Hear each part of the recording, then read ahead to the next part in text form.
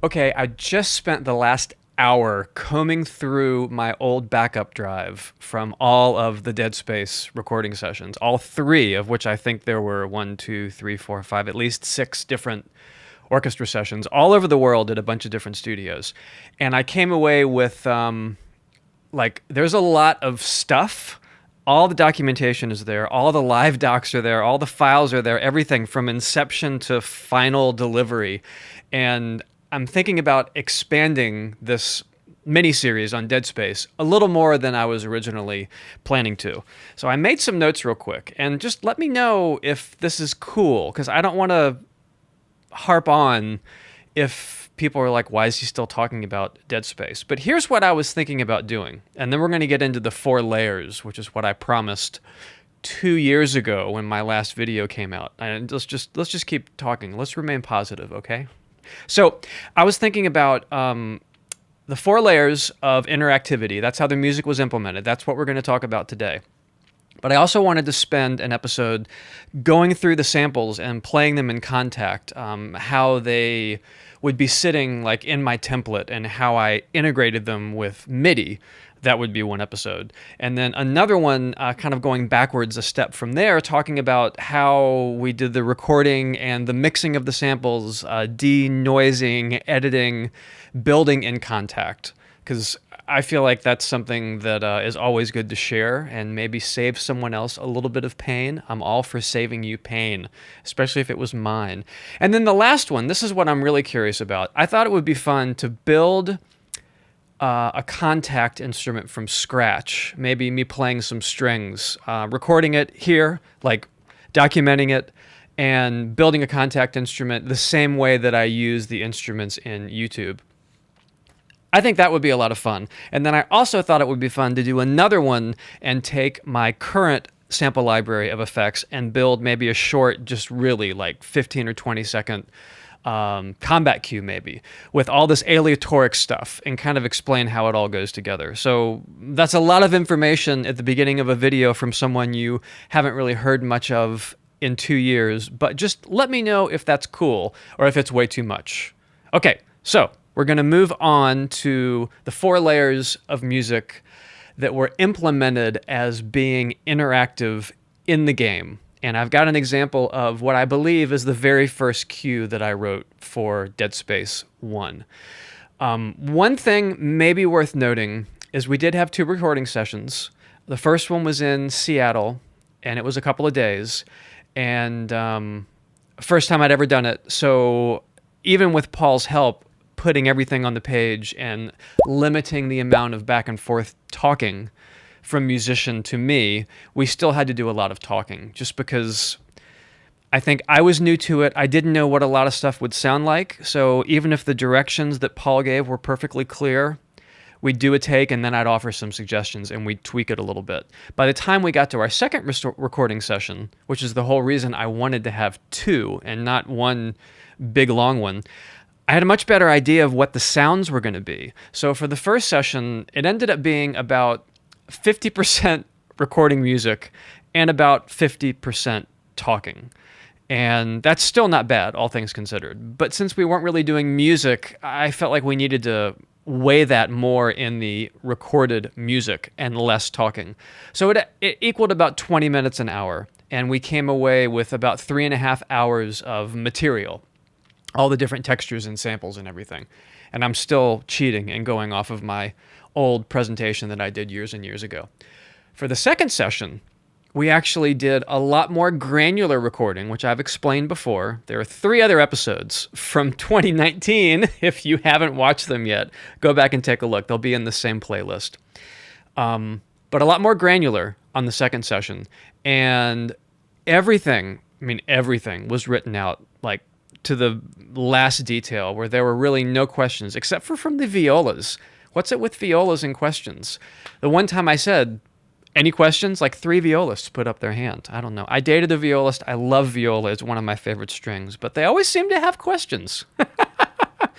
But on the upside, we went from 20 minutes of recorded material an hour to 40 minutes of recorded material an hour. And because of that, we came away with 10 hours of stuff from that second session, which basically added up to just a little under 15 hours of material for the whole thing. I mean, this is enough material to put out 3 sets of sample libraries and just have so much more to comb through.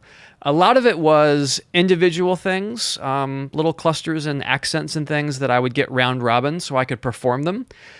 But a bulk of it was textures. And if there were 9 hours at Skywalker, let's say 4 of those hours were string textures, you could probably take those 4 hours and make it about 45 minutes of instruments in Contact, if that makes sense. Because a lot of what I did was I would take 3 or sometimes even 4 of those individual performances that maybe took 15 minutes to record.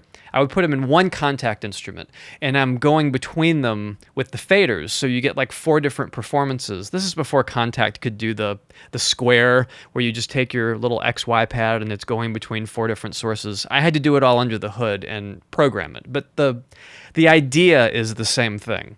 So even that 15 hours was probably more like 4 hours of material, which was good because we needed 2 hours of music. And of course, the same way I'd take 4 string sounds and stack them in a single Contact instrument.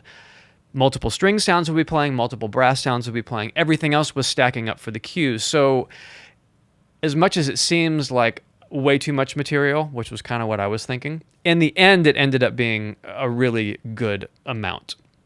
Now, what I'm going to do is switch over to Cubase. So what we have here is a 4-track cue. And each one of these are separate stereo. Essentially, they could be standalone tracks. But the 4 together are what make the additive sum of a full music cue for Dead Space. It's called Chase 01, but it's not just for chasing. The chasing is actually down here. And I already talked about the individual layers and how we switch between them and the tool that we used. You can go back to a previous episode to get a little more detail on that. But here's the general idea. Level 1, Level 2, Level 3, Level 4. So as the fear is ramped up, we are basically turning more of these levels up. Now, normally, these mixing channels are corresponding with those same tracks. So normally what would happen is this would be playing from the beginning. There was pretty much music all the time in Dead Space. It was just very ambient.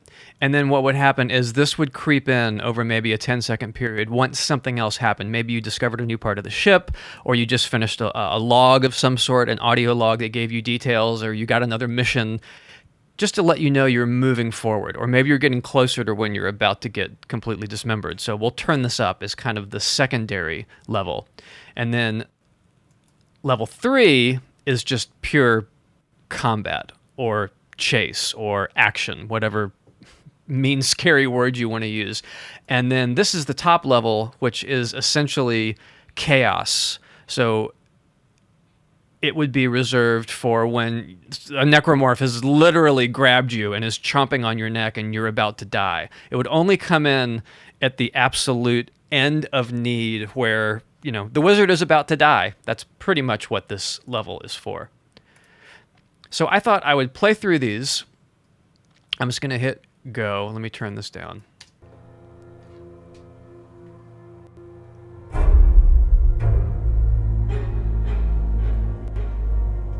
We got some bass bendings. I think some cellos in there as well. So this is all derived from the samples that I recorded.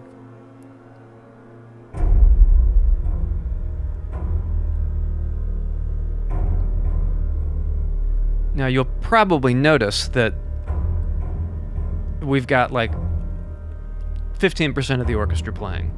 And the idea is I didn't want these levels to start stacking up on top of each other and having it be super crowded in the mix. Things still needed to have space. And I think one of the reasons the music works so well is it's so ambient and, non-musical. Most of the cues were 2 minutes long. This one is almost exactly 2 minutes long. This is kind of the end of the second section. This is actually where the cue starts, at this line. So that's the beginning of the cue, but it's stuck at the end because there's a copy-paste fade trick you do to create seamless loops. So if you listen here, it's going to loop back to the beginning. The idea is the music is always playing in the game. And this bottom layer is probably always playing. It just fades in and out a little bit. So it doesn't really matter where we're starting. The only important thing is that there's a seamless loop. So I'm hearing like a little bit of short violins maybe, basses, maybe some cellos doing a drone, like that contra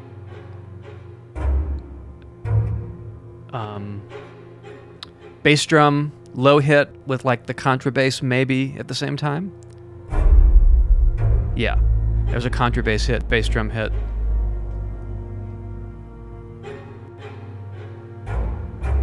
So I'm gonna pull the second layer up.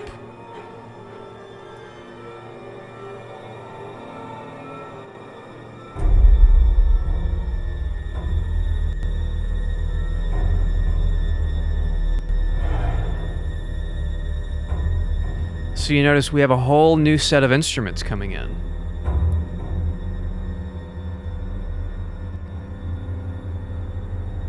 It might be violas doing those really high clusters.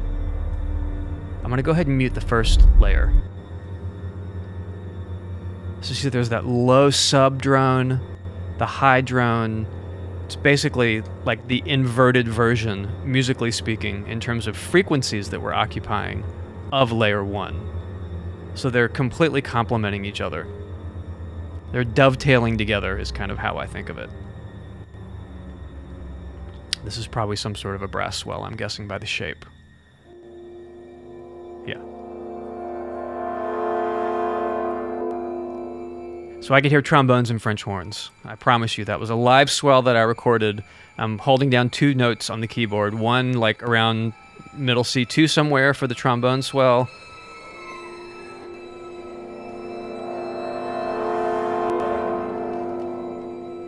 And then one around middle C somewhere for the French horn swell.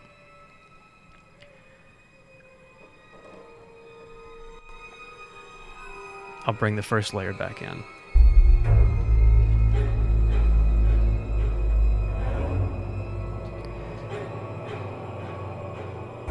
There's some choir in there as well. Yes, I also recorded choir for Dead Space.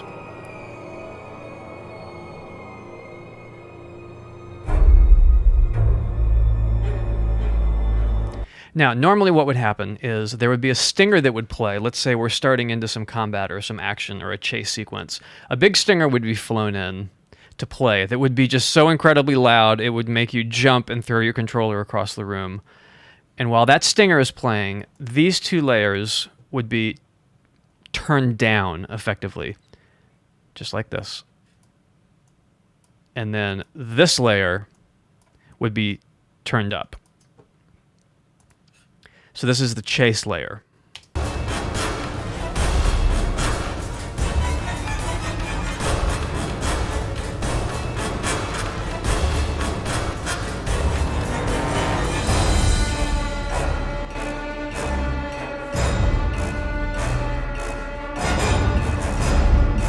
So it does its own thing. And it is in the same tempo as the sort of exploration ambient layers. It's just kind of playing double time. And of course, running through all kinds of time changes.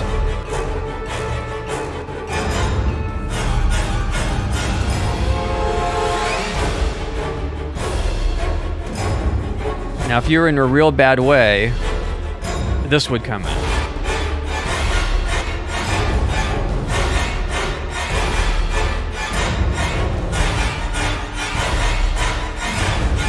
Okay, let's just stop because we don't need to listen to this like all the time.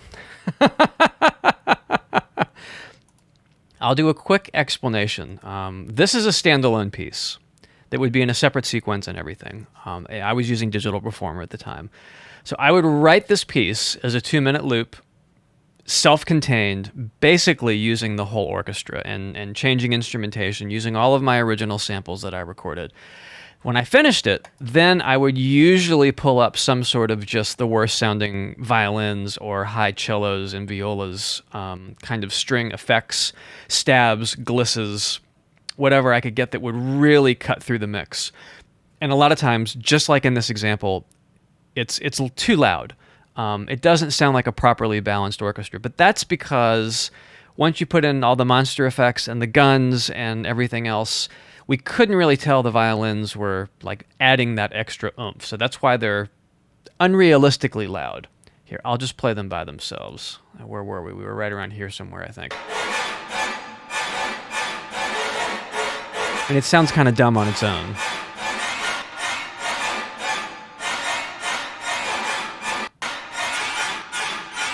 We bring this back in.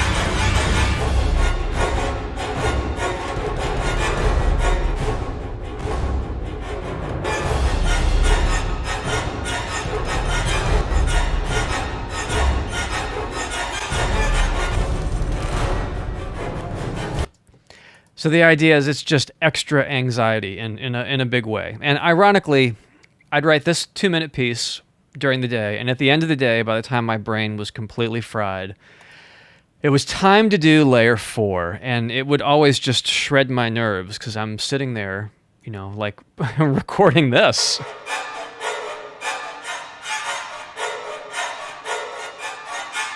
Just string stabs and things, thinking, you know, is this all a mistake? Is this really going to work? And ironically, it was exactly what the game needed. It needed that crazy, visceral, over-the-top kind of horror approach.